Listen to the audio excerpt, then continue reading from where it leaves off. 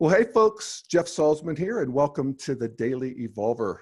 It's Wednesday, January 17th, 2018, and I am happy to be here with you.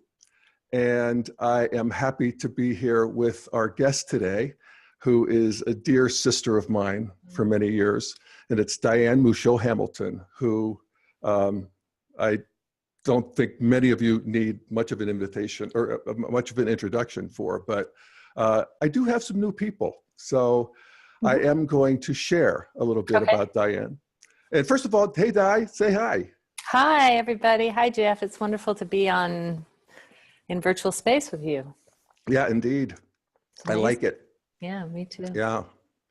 So what we're going to do today, what we're going to look at is this amazing example of cultural evolution in real time that we're seeing that was really kicked off just 3 months ago with the Harvey Weinstein thing. It's been amazing. And yeah, is this sort of cultural evolution in warp speed. But anyway, Di, I do want to tell people about you. Yeah, please do. All right. So Diane Musho Hamilton is a teacher of Integral Spirituality. And like I say, we've been working together since the Integral Institute days, where Diane was instrumental in formulating the integral spiritual practice that, you know, really continues to this day with a lot of practitioners. And she's worked with Ken Wilber and us. And Diane is a lineage holder in the Soto Zen tradition. And she is the founder and lead teacher of Two Arrows Zen, which is a Zen practice community based in Utah. She's a master facilitator of groups. And your program is called Integral Facilitator, Di? Yeah. I did that with Rebecca Colwell. She's my co-founder. And yeah. And, you know, I've worked with Di and I've seen her work magic with groups. It's really, you know, Diane, I've produced seminars since I was 25 years old. You're the best. Thank you. Simple as that. Geez. So, yeah. High praise. I appreciate that. And of course, I don't want to neglect to mention that you were the rodeo queen. Well, there's that. In high school. Yes, indeed. I was indeed. Yeah. So anyway, why we're here is to talk about this MeToo movement and just this you know, this cultural moment. And you wrote really, I think, a beautiful blog post on your site called "At MeToo on Perspectives, Listening, and Risk-Taking." And I really did think it was beautiful. And let me just see if I can sum up the basic thesis and then tell me how I did. Okay, sure. But it's, you know, it's basically just an acknowledgement that of what's great about the Me Too movement, you know, in the sense that these are my words, not yours, but it's putting the nails in the coffin of the patriarchy, basically. Yeah. And then what's bad about it is that it becomes dogmatic and destructive in its own way. And we're seeing that too, and we're seeing a backlash to it. And, you know, as integralists, we want to see all of that. And the solution to that really is integral thinking in a way, because, you know, just to use the basic definitions of integral consciousness is that it's the ability to hold multiple perspectives at the same time, which isn't so easy when the intensity's high. Right. So that's what you said, right? Yeah, that's what I said. I mean, I think I would go one step further and maybe say that big social movements that are demanding social change in a certain way don't necessarily have the luxury to include more.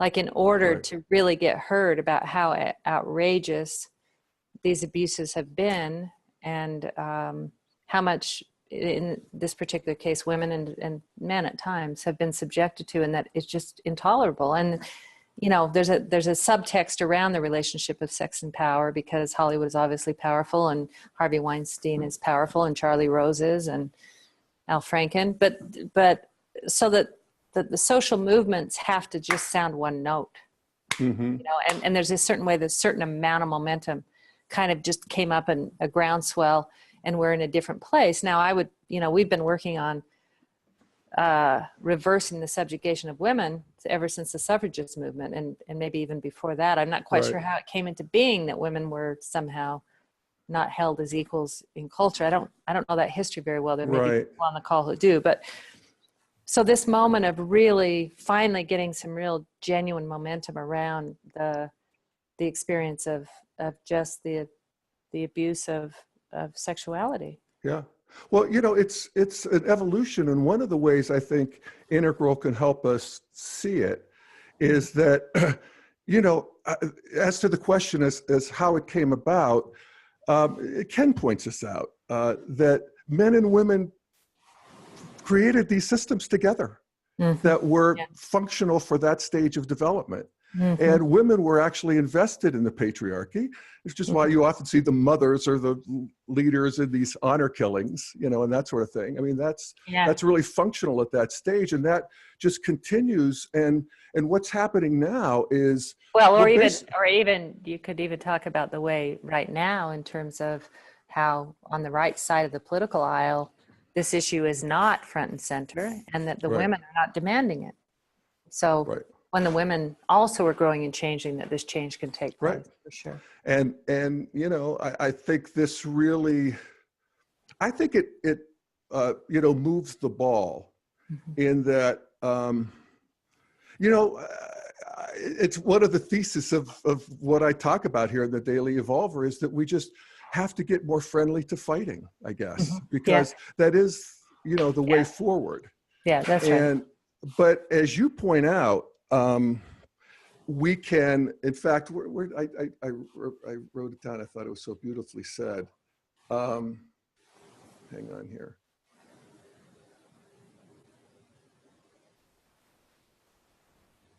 Oh, I can't find it. But at any rate, you were talking about how the cultural conversation tends to happen in these big, broad strokes. Exactly. And they become sort of these megaliths of thought. And yet in our private lives, at work and with our friends and with our family, we can have a more nuanced conversation. We can allow for more perspectives and more nuance to enter into the conversation if we can tolerate it. Yeah. So what do you think's happening? You know, how's our culture moving here? What do you see is the thing? Well, I think that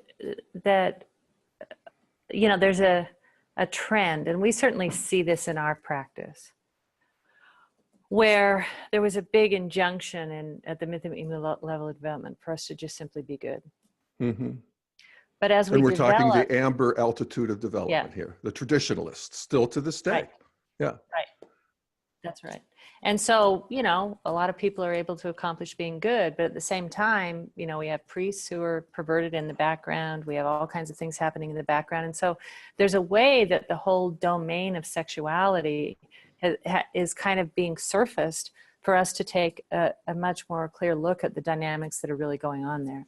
And so the gesture is a good one. It's kind of pulling the curtain back from the privacy that surrounded our sexual conduct and really taking a look at it, whether it's in the context of the church and the abuses by priests, whether it's in the context of work and the abuses by people in positions of power, whether it's in the context of our personal relationships, and just the way there can be a lot of negativity where that strong erotic energy is. So I think that is what's really happening, is that we're trying to get more conscious in a very real way. Yeah. Well, how do we do that in a work environment? I mean, there's, you know, when you talk about being good at the traditional level, in a way, that's part of the problem, because being good at the traditional level is women being subject to men. That's you right. know, that's the nature of, that's still the patriarchy. Still, it's not quite as brutal as it was at Red, but it's still very much in play. As you could see, Middle Eastern countries shrouding the whole bit. So we have that online, you know, and we're just at that stage of development where we have 3 different worldviews online at the same time. Or 4. Or 4, exactly. You know, or so 5 if you count Trump. If you count Trump, I was just going to say the same thing. If you count him, women don't even exist for him. Beings, you know? Well, everybody's an object to Trump. At least George Bush treated Laura with a tremendous amount of regard and respect. I mean, Yes. what you have with Trump is, I mean, Well, you hardly have a sense that he even has a wife. That's much more right. red. You No, know? that's red. It's Big Daddy. I mean, Big Daddy has concubines, basically. You know, and if you look at that through history, that's the real patriarchy. That's red. Mm-hmm. But we civilize that, brush off the edges at amber traditional, but again, still male dominated. And then when we get to modern, it's like, okay, we're going to have our private sphere and we're going to have our public sphere. Mm-hmm. And That's in our right. public sphere, we're going to be equal. Mm-hmm. And so women enter the workforce, you know, and you know, we hear these stories of, and I remember it back in, there was a big article in the New York Times about, I think it was in Detroit, where these women were on the assembly lines in these factories. And, you know, they had fought hard to get those jobs. Those were great jobs back in the 60s and 70s. Women started coming on into those kinds of jobs. They were making big money. Yeah, well, after the Second World War, they went into the factories and then they didn't want to go back home. Exactly. And they were just, it was just endless humiliation. And I remember it. I remember how the men in my friends and family at that stage of living in the Steel Valley in the 70s, how they talked about working women and how they disdained that. And that's sort of the, you know, some of the last gasps of the patriarchy. My cousin's generation, my generation doesn't feel that way. Not as much, certainly. And so that's being navigated. And then there's the postmodern that comes online that says, let's become sensitive to each other. And let's really see each other. Actually, I think Green still sees each other as objects. You know, there's still a victim perpetrator. There's a lot of roles. There's race and gender. And there's a lot that Green holds online as precious. But I think at Integral, we really want to just see, you know, through as many filters as we can and just see the person on the other side. Yeah, I think so. And I think an integral, so one of the ways we can think about it is, let's imagine for a moment at traditional, we have typical gender roles. Women are support roles. They're subject to men's preferences. They're adapting. And then we get to orange, and all of a sudden we see a lot of changes take place in the right-hand quadrants. We get to see a lot of changes take place in terms of pay equity, in terms of access to financing, in terms of being able to actually hold down jobs, move into positions of power. Then I would say at pluralism, what happens is the subjectivity of being a female actually starts to be valued. So there actually is kind of a weird rift in the feminist movement between attainments in the right-hand quadrant in the social sphere, which requires you a little bit to behave more, if we can use this language, some people won't, but to behave more masculine. You know, if you're Hillary Clinton, you've got to be tough and you can't have your sensitivities. And then Green, in a certain way, invites us to bring those sensitivities forward. So there's a question around, well, you know, let's look at all the ways that women are not just simply being persecuted in the right-hand quadrants, but actually are demeaned in the left-hand quadrants down. And so sexism is addressed at a real interior level. And I think some of the abuse issues are also addressed here in terms of just the impact, the negative impact. When you get to integral, you actually have the freedom of mind to see as a woman the ways in which you abuse and oppress others. Now, it's very hard for anybody at any one of those stages of development to really see the perspectives of the other, because if it's the first time that anybody's ever really listened to your history of abuse, to what you've endured in the workplace, to the kind of bullshit that you've had to put up with as a female, to now say, oh, now you want me to look at how I as the victim, I now become the persecutor. But for an integral state of mind, that's actually not difficult. And in fact, it feels even more freeing, because you're not locked into a dualistic structure in which I automatically am victimized. Right, totally. I have some power to see the whole situation. Yes. So that's just one little tiny way of thinking about As it. I mentioned on my podcast or earlier episode, you know, talking to a friend of mine about the women who took Harvey Weinstein's deal over all those years. For sure. And benefited from it. That's right. And maybe they were happy that they took that deal. And maybe and good let's for them. not forget that. Yeah, that was the system, and women were working the system too. Yeah, totally. But the system's changing. Yes. And the system needs to change. Absolutely. And the system needs to change. And, you know, I think of it even in Buddhist terms, that basically what we're doing is just shining the light on ignorance. You know, in a way, we're having the conversation collectively that so many of us get frozen up with when we're actually talking to our intimate partner. Or we're trying to. Yeah. Well, and I was thinking, you and I talked for just a minute. One of the things that an integral conversation could include is, you know, in my post, I say, it's very hard for people to hear me say absolutely in terms of these qualities of abuses, absolutely in terms of the conflation of sex and power.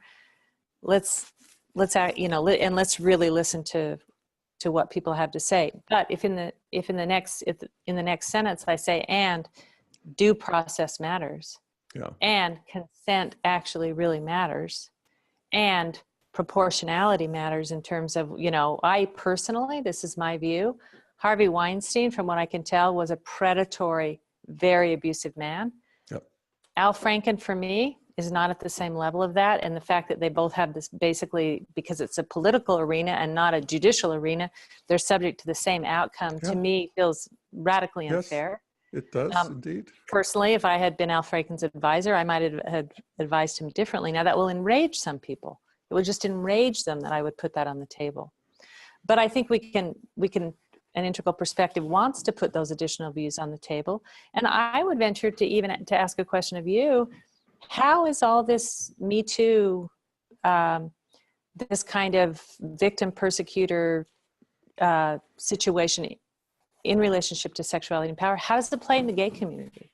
To me, that's something I actually want to learn from, because I wouldn't be surprised if, as a woman, I have something to learn from you guys. I don't know. Yeah, I really haven't heard a word about it. And the other thing I would say is, we're taking a lot of interest in the experience, the negative experience of women's sexuality, but we should also pick up the positive experience of women's sexuality in relationship to power, and also be much more curious about what it's like to be in a man's body around all this stuff. We're not even curious about that. Like, how do men subjugate? How, you know, sublimation is one of, Freud talked about it extensively, because men do a lot of sublimating of their sexual energy. Yeah. Let's get that on the table. Let's teach young men how to hear no. Let's teach them how to work with their sexuality. Let's teach women how to say no and be clear about it. And to, if you're going to take a risk and you want to go up to a celebrity's room, then be a little bit clear that maybe there's a, you know, why is all the responsibility on the male? I think we should share it. I don't want to disempower women. Yes. Well, you mentioned that Aziz Ansari is the example I think you're talking about. We're all talking about and thinking about that now. Yeah. And, you know, it seems to be the limit. I noticed there's the New York Times was, op-ed was, Aziz Ansari is guilty, period, of not being a mind reader, period. That's their op-ed, written by a woman. I think Whoopi Goldberg had a lot to say on that. Whoopi Goldberg. There's a bunch of backlash against that. And I think culture's finding its limit, you know, that you can't. But the damage is done to him. I know. Well, yes. And we'll see what clearly damage is done to him. And this is unfair to him. And it's. I don't know. I honestly don't. I mean, I don't think he's guilty of a crime. No, that's. So if we're not willing to criminalize this stuff, why are we willing to ruin people over it? If we're not going to criminalize it, then we shouldn't be ruining people's reputation over it. Yeah. Yeah. So that's a total hypocrisy. Yeah. And you see culture trying to sort this out, you know, with Kevin Spacey is vaporized. He's gone. Woody Allen appears that this is his last little puff of smoke for Woody Allen. It's over for him now. All these people came out and said, I'll never work with him again. Yeah. And see, I'm giving my money back. Your personal preferences. Like, I think Woody Allen should have been taken down a long time ago. I know. No. So that's my preference. Well, it's a messy process, this cultural evolution.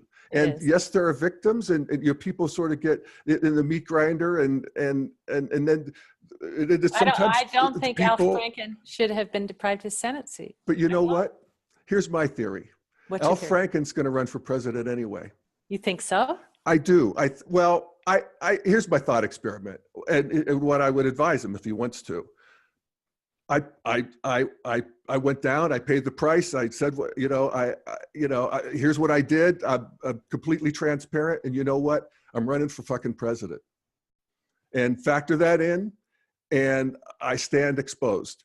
I think that would be, there's something that's, that it could actually raise the sort of juice. You know, the Lord works in mysterious ways, Diane. Yes, I agree. I completely agree. I just, you know, think it's possible. See, part of it for me is I have training as a mediator. So as a mediator, I have to find a way in any room of people working on any issue to be for everybody in the room. I have to find that the truth in what they're saying, the partiality in what they're saying. I have to privilege the perspective that's most relevant, most important in that moment. And I have to create more room for more perspectives to come online. At the same time, as a woman... Stop just for a second. That's such a beautiful description. You have to be for everyone in the room. I love that. Mm-hmm. I do. I just want to pause there and say that that's what you just said is a beautiful description of integral consciousness. Mm. You really do want to be for everybody in the room. Mm-hmm. Yeah, so go on. But then there's also this other thing. I mean, personally, I'd rather not be for everybody, but as a professional, I have to find a way to be, otherwise I fail. Right. And then I have to find the partial truths in all perspectives, even the ones that I think are archaic and racist and backwards and primitive. But what can I find in there? Can I just simply acknowledge tribalism as a real thing, even though I don't subscribe to it or believe in it? Yeah, we love our group and we hate others. Well, we feel the lineage and we feel the magic of our ancestors, and that matters. You know, there is something that's beautiful about that. Protection, and you're a threat to me. Can I find that truth? It's not particularly wide or broad. Yeah. I have to do that. Then I have to find the perspective that's most relevant in the moment. In this case, it's the MeToo perspective that really has to be brought out and represented and heard, and we have to take it in at deeper and deeper levels and enact it. And then there has to be room to bring other questions onto the table. But one of the things that happened to me just in my own practice is I've been involved in the feminist movement since I was in my early 20s. I have a chip on my shoulder. I have my 3 brothers and my father, all of whom are fighter pilots and military trained. I grew up in an atmosphere that completely supported masculine values, so to speak, and my sensitivities as a female were never acknowledged, and I have resentments around that. And I have resentments at having to fight as a woman to be heard at times, or to have my perceptions respected. But I hope your audience is open to this, but I went into a ceremony when I was in my mid-30s, and I was I'd been divorced, and I was trying to kind of have my relationship to men recalibrated, because I had developed this kind of they're the problem mentality. Mm-hmm. And so I went into this particular native ceremony that I was doing at the time, and I just had a very profound experience. And when I came home, literally out of nowhere, my younger brother was in my yard and had groomed. I was a single parent at the time, and he had groomed my entire yard. And I saw him walking from behind my house, carrying this massive amount of limbs and branches. And I just saw his, this is not in a cliched way, but this just beautiful male, actually helping me and caring for me in a way that I just was not able to see that. Mm-hmm. And that changed my relationship. I mean, I just simply don't have that same kind of automatic sense that men are always wrong. Yeah. It's not to say I don't get frustrated. It's not to say that I don't see things that are wrong. That's just not where I choose to live at this point. Well, and I also love in what you said that you appreciate that masculinity. Absolutely. Just as a basically a pole of reality. And then there's the feminine. And actually at Integral, we want to have those poles back, because that's where the juice is. Right. And we want to have juicy sex, and sex gets green and orange. We get all confused at whose power and power. And it might be same-sex relationships. It might be transgendered, but there's still something in the polarity of catalytic. Yes. Yeah. And that translates sexually as power, as the pursued and the pursuer. Mm-hmm. And right. I was just thinking that I wish I had taken a video of what was going on in my office here before we got on this call. And I'm watching Greg's 2 French bulldogs. And so I have 4 dogs here, and they're running back and forth, and they're wrestling, and the one's humping the other, and then she's humping him. And then the puppy comes in and wants to hump him. And it's I realized I didn't make a video of it because I didn't want it to be on my phone. It Did felt they have obscene to consent? me. But pardon me? Hey, there's a consent app. Have you seen about the consent app? Oh, really? No.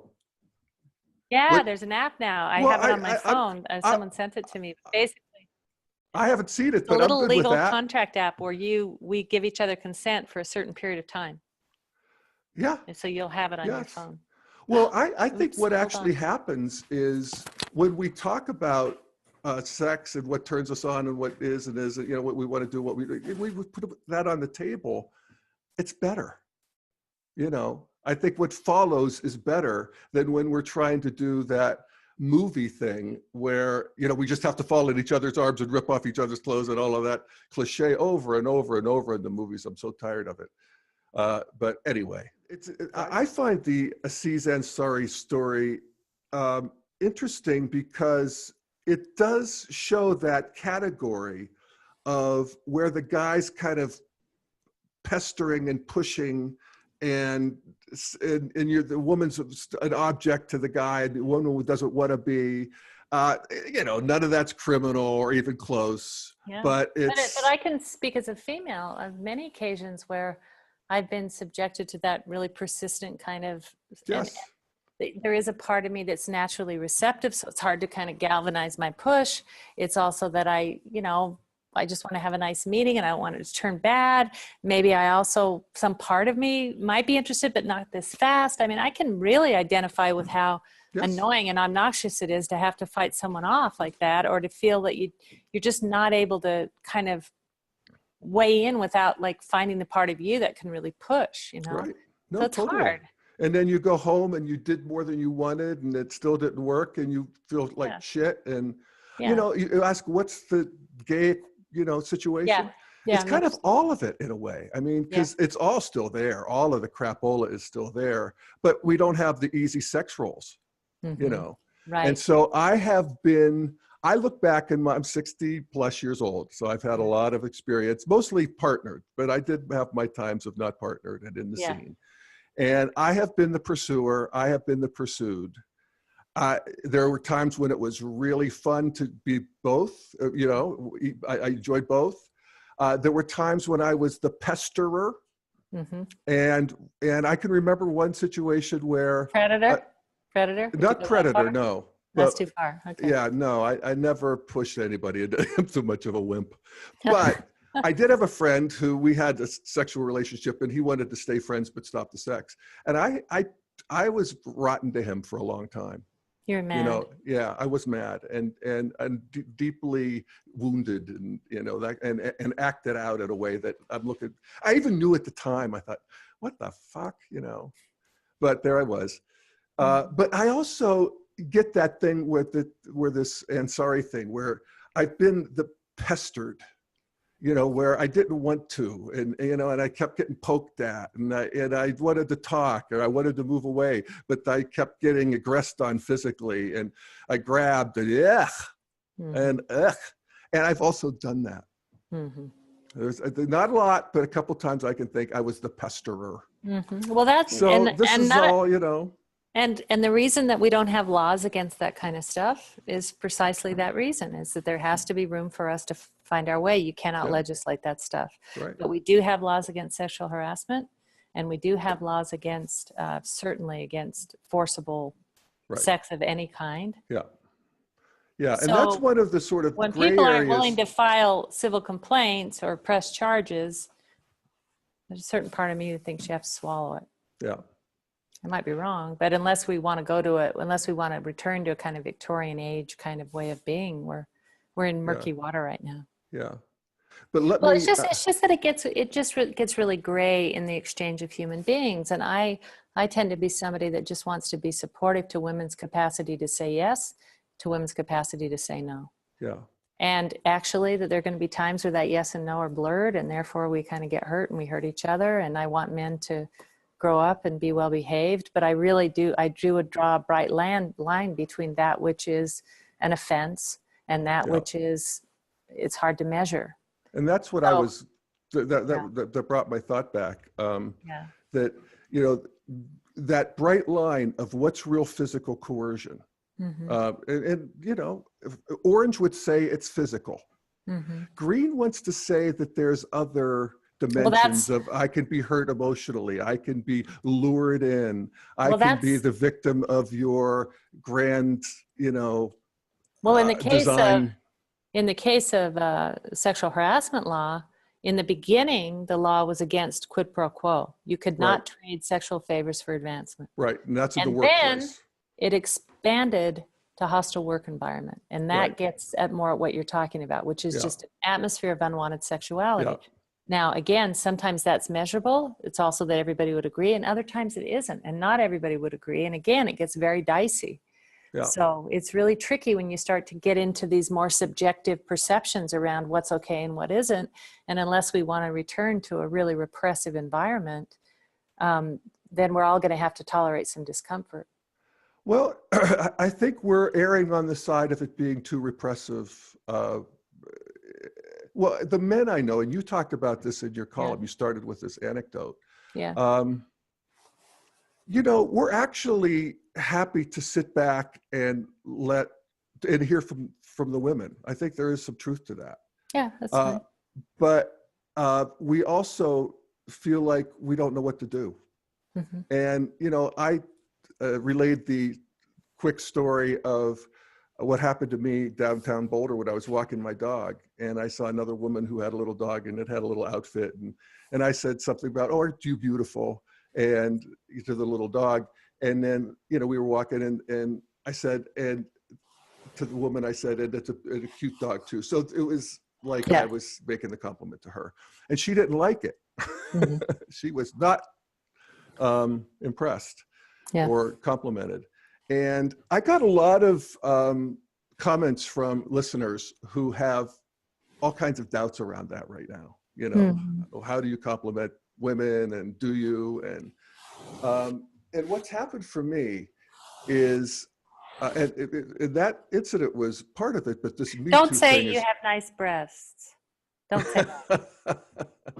Don't say, "Wow, that's a good-looking booty." I have said that to some of my women friends, and they have enjoyed hearing it. Oh, that's different. Yeah, that's different, I guess. Yeah. Well, because they do it, I just have to say so. In the comfort of your own familiarity, but we have to be able to make these distinctions, Yeah, and I think the opportunity is to, what becomes integral is we want to include all of it, including that sexual polarity, and that that power is a big part of what is a turn on in sex. Well, that's where it gets even dicier again. That's and right. It just is. And if we could do that, I was just going to let me finish it. Yeah, finish. I'm sorry. We can do that in the territory that is, where it's an option, where it's an art form, where we're not gripped by it. It's not who we are. We have other options, but once we have other options, when we have enough space in our consciousness, we can let that back in, and it's juicy. Absolutely. So what were you going to say? And we're going to have to, people are going to disagree with our particular stances. I've certainly had women who feel like I don't take a strong enough stance around the MeToo movement, and I don't take a strong enough stand around, just males who are, basically opportunistic and, hurtful. But I just believe so much in our ability to say yes and our ability to say no. So like I say, for me, unless somebody's willing to press charges, I just feel, and like there has to be a bright line. Otherwise, it's just, we just kind of, we're going to all end up, the culture's very, I'll say this though, I think culture is very, very schizophrenic around all this. Because there's more sexual freedom and kind of a libertine attitude towards sexuality now in my younger students than there ever was when I was young. And yet there also seems to be this kind of fragility around it too. So like, I don't understand that. It's kind of, when someone has been abused by a parent or an uncle or a neighbor and they're underage, or when someone has been harassed at work, and, there's lots of examples of Harvey Weinstein with having women to his room who are just young people looking for work and opportunity. And then he just takes advantage of that kind of stuff. Is not okay. I mean, it's against the law.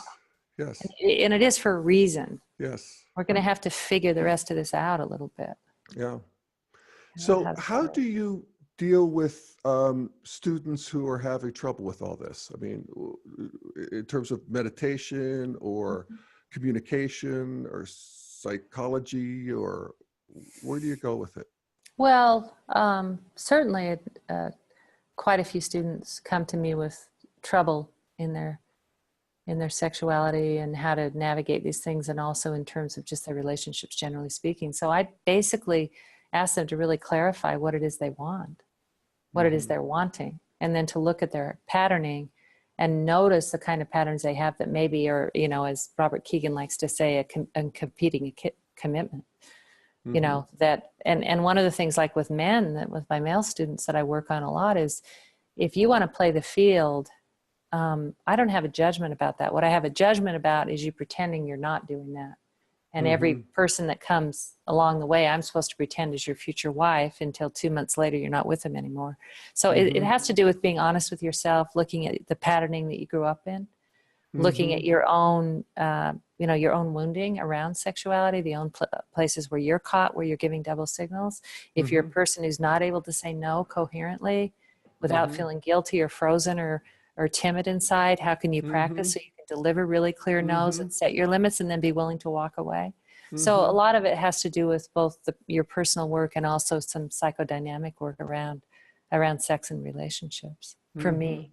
No, that's great. And, you know, I think some of that is happening collectively too. Yeah. You know, I mean, despite the fact that we lurch forward and then we go too far and then we get blown back and everybody's screaming the whole way. And, you know, and there's a whole media circus. Everybody's got a megaphone. Everybody's all worked up. I believe in that. Yeah, I know you do. I like that about you. Yeah, Yeah. you're always reminding me. What do we say? We say evolution is beautiful, but not pretty. Yeah, exactly. Right. And, you know, the bottom line is, are people, are after reading the Weinstein story for sure. I mean, I think people at all levels, at the cement plant back where I grew up, you know, to the, you know, halls of Congress, to Hollywood, guys are going to stop that. There's going to be exceptions, but there's going to be a way move to stopping that. Yeah. And then also, you know, the Aziz Ansari side of the spectrum, that men are going to get educated, even just reading that story, you know, and reflecting on it, you know, and women too. But I miss Al Franken in his role. Yeah. Well, again, my thesis is that we may not miss him forever. We'll see if we can get him back. Yeah. I liked Al Franken. I was excited when a friend of mine said, yeah, because, you know, who are the Democrats, you know, going to work with here in the 3 years? And he was one of the ones that when a friend of mine suggested him, I thought, yeah, that is just the right, you know, balance of gravitas and celebrity and all of that. Yeah, media celebrity. Yeah. Were you offended by the photo of him with the woman where he had his hands out? She was asleep or something, and he had his hands out like he was touching her? Was I offended? No, I wasn't offended. But, you know, it would depend on the context. You know, if these were a bunch of people who'd been traveling for a couple of weeks and they're jokesters and all of that stuff. I don't think that was it, though. She was a journalist. And I do think he was pantomiming more than anything. And she had a vest on. So I wasn't too worked up over it. But I get where, you know, I have grown. And I see now that I wouldn't want to do that. I wouldn't recommend that. I think that that's over. But again, context matters. With close friends, you know. And also, again, I think the danger is if we can't, you know, I don't know how she felt about it. I think it would matter to me how she felt about it. I think that if we tell men over and over they're not supposed to think that way or feel that way, and a comedian doesn't demonstrate it, it just gets driven into shadow and it's going to come out. Yeah. So I'd rather have it come out playfully and we can all acknowledge it's there. Yeah. Yeah. So. Yeah. It's tricky territory. Yeah. But I think we made a little progress in clearing the thicket. Yeah. And you know, shout out to the women of the MeToo movement for taking a stand. Yeah. And may we all learn and grow here. Yeah. So thank you, Diane Musho Hamilton. Thank you, my friend. For being on the Daily Evolver. All right. Good to see you. Peace. And thanks everybody for listening. See you next time. Bye, everybody. Bye-bye. Bye, Jeff. Bye-bye.